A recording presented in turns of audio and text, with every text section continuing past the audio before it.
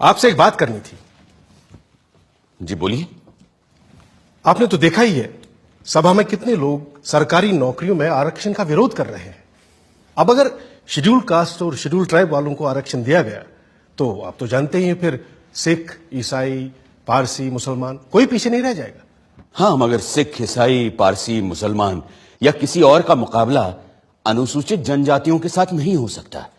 ये सारी जातियां पैसे वाली भी हैं और सोशली सिक्योर्ड भी। ठीक बात है, पर अगर एक बार आरक्षण का दरवाजा खुल गया तो देखिएगा सभी लोग अपना हक मांगेंगे और हिंदुओं के लिए सरकारी नौकरियों में जगह नहीं बचेगी, जबकि संख्या में वो सबसे ज्यादा है।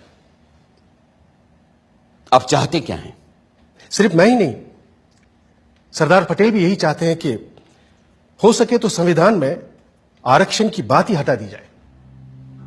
मेरे रहते संविधान से आरक्षण नहीं हटने वाला, चाहे आप कितना भी जोर लगा लें मुंशी जी।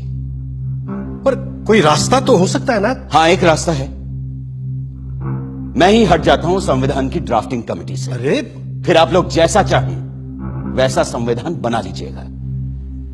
सुनिए भीमराव सुनिए तो। उस दिन से डॉक्टर अंबेडकर ने संविधान का मसौदा बनाने का काम बंद कर दिया और ये भी संदेशा भेज दिया कि वो ड्राफ्टिंग कमेटी से ही नहीं, लॉ मिनिस्टर के पद से भी इस्तीफा दे देंगे। ऐसे गुणी, मेहनती और जिम्मेदार इंसान के जाने की आशंका से खलबली मच जाना लाजमी था।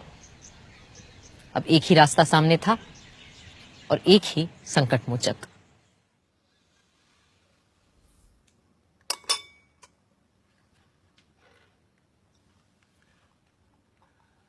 मुंशी जी की बातों से आप नाराज हो गए भीमराव? लेकिन वो तो आपकी बात लेकर आए थे मेरे पास, इसीलिए मैंने कहा कि मैं ही ड्राफ्टिंग कमेटी से हट जाता हूं।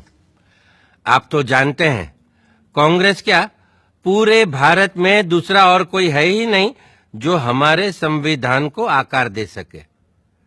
खुद बापू भी यही कहा करते थे। लेकिन आप उनकी बात मानते कहां हैं पटेल जी? गांधी जी पिछड़ों को रिजर्वेशन देने की मेरी तजवीज से सहमत थे। पंडित नेहरू ने तो खुद पंडित होते हुए भी यह कहा कि सदियों से हिंदुओं ने निरीह अछूतों और आदिम जातियों को बेबसी, दरिद्रता और अशिक्षा में रखा। फिर अगर हमें उन्हें सबके साथ बराबर लाना है तो हमें उन्हें स्पेशल ट्रीटमेंट देना ही होगा। आपकी बात सही है, पर आप तो जानते हैं कि बड़े पदों पर हम मेरिट के आधार पर ही लोगों को ले पाएंगे। तो फिर क्लर्कों की नौकरी के लिए इतना बड़ा जोखिम उठाना? जोखिम? मुझे तो इसमें कोई खतरा नजर नहीं आता।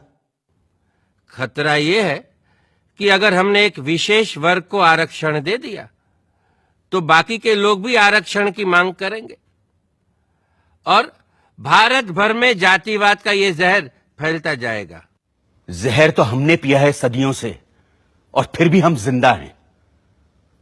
रीढ़ की हड्डी तोड़ डाली आप लोगों ने हमारी, फिर भी हम लोग खड़े हैं।